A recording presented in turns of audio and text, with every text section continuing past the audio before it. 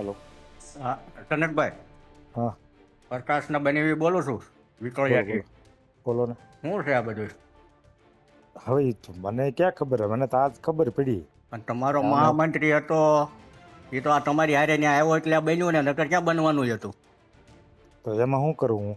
તે તમે શું તો કરો છો એને ટાટિયા બાટિયા એને દેખાડો ગામને, તમારા ને તમારા રાજમાં ને આવું બધું. અરે પણ તમે સમજો તો ખરી, ઈ ભાઈ વાત મને થોડી ખબર હશે કે ના ઇસ્યુ હાલે છે. આજે તો મને ખબર પડી કે આને શું પ્રોબ્લેમ છે એમ. ઈસ્યુ તો એ હાલો, ખબર પડી. ઈસ્યુ તો રોજ ત્યાં ભેગા બે થતા વર્ષ હતા. પહેલા મારી વાત સાંભળો, એમને ઈસ્યુ તો રોજ બોર્ડમાં ભેગા થતા હતા. અમે તો ત્રણ આવું હારે મને ભેગા કોઈ દી થયેલા એને હતા. કીધું નથી એકે વખત આવી રીતના અમારે આને.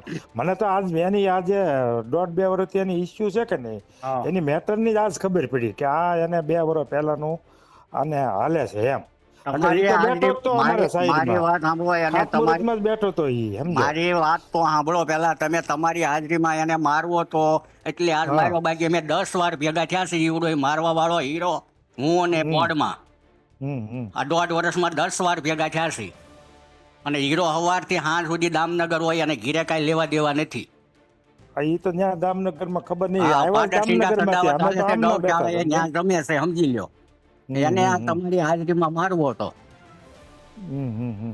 તો હવે પણ ઈ તમે તો એની કાર્યવાહી તો કાયદેસરની બધી જે થવાની એ બધું કરે નાખ્યું છે. કાયદેસરની બાપા કાંઈ થતી નથી, સમજી લેજો. તો હર્ષ સંઘવી 2 વર્ષથી પાડો ગાજે જ છે, સમજી લ્યો.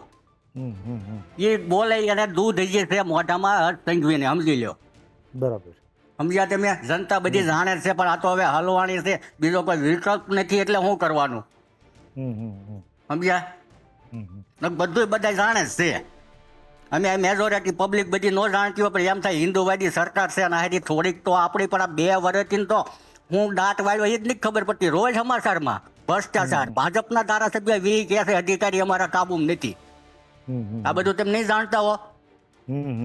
હે તો તમે કોઈ રૂબરૂ આવજો આમાં ને એમ નહીં. તમારે આ બધું મને એવું લાગે છે તમારે સત્તા થશે, સત્તા દેવાય તેલ લેવા સાચું બોલી શકીએ તો.